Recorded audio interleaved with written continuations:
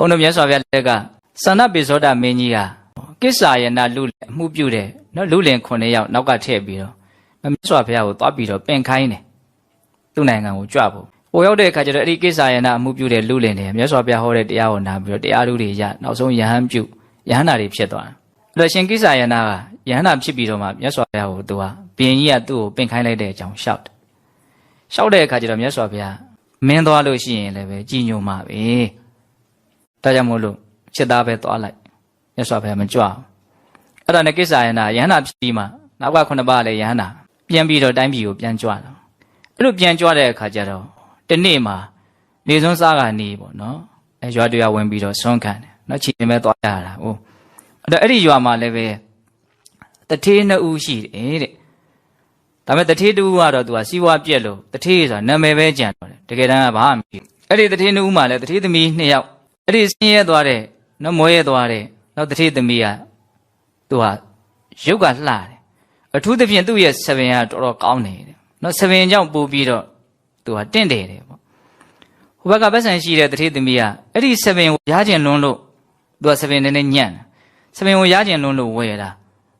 ဒီကပတ်စံမရှိမှလို့မရအောင်မို့သူ့ဆပင်ကိုသူတော်တော်မြတ်နိုးတယ်ပေါ့နော်မိကလေးတို့ဘုံပါဆက်တို့ဘုံဆိုဟုတ်လားအဲ့ဆပင်ကိုမြတ်နိုးတော့မရအောင်100ပေးတယ်မရအောင်နောက်1000ထိတောင်တက်ပေးတယ်တဲ့အဲ့ဒါ तू မရအောင်အဲ့ဒီရွာကိုခုနကရဟန္တာမထေရမြတ်8ပါးကြွသွားတဲ့အခါကျတော့အဲ့ဒီဆပင်ကောင်းတဲ့တထေးသမီးကတွေ့တယ်ဟဲ့မုန်းကလည်းတဲ့တော့မယ်ပေါ့နော်အရှင်မြတ်တွေဆွန်းလည်းမရသေးဘူးအဲ့တော့မဖြစ်ဘူးငါမြန်ချက်ပြုတ်ပြီးတော့လှူခြင်းတယ်ဆိုတော့အိမ်ပဲ့တယ်ဒါပေမဲ့ပတ်စံမရှိဘူးအလောတကောစဉ်းစားရတယ်ဒါဘယ်ရနိုင်မလို့ပေါ့ပတ်စံအဲ့ဒါနဲ့တစ်ချိန်လုံးကသူ့စီကနေစပင်ဝယ်ဘူးတာကို तू ကအမှတ်ရတယ်1000တောင်ပေးထားတာပေါ့အဲ့ဒါနဲ့အထင်းတော်ကိုခေါ်ပြီးတော့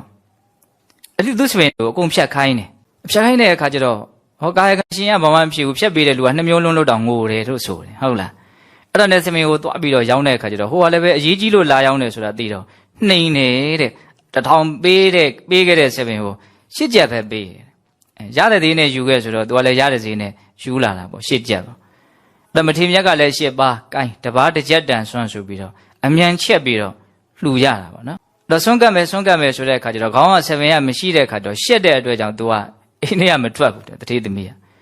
ဒါပေမဲ့မထေရမြတ်ကယဟန္တာဆိုတော့သိတယ်နော်လုံနိုင်ခဲ့တဲ့အလုပ်ကိုလုပ်တာကိုအလွန်မြတ်နိုးတဲ့အရာကိုစွန့်တယ်စိတ်ကတကယ်ကြည်ညိုမှုဖြစ်လာပြီ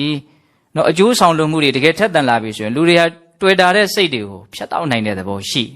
အဲ့တော့မေးတာပေါ့တထေးသမီးကဘယ်မှာတော့ဆိုတော့ဒီလိုဒီကြောင်းပဲဗျာမျက်ရည်တွေနဲ့ရှောက်တယ်အထိန်တော်ဟာစပင်မရှိလို့ဆိုတော့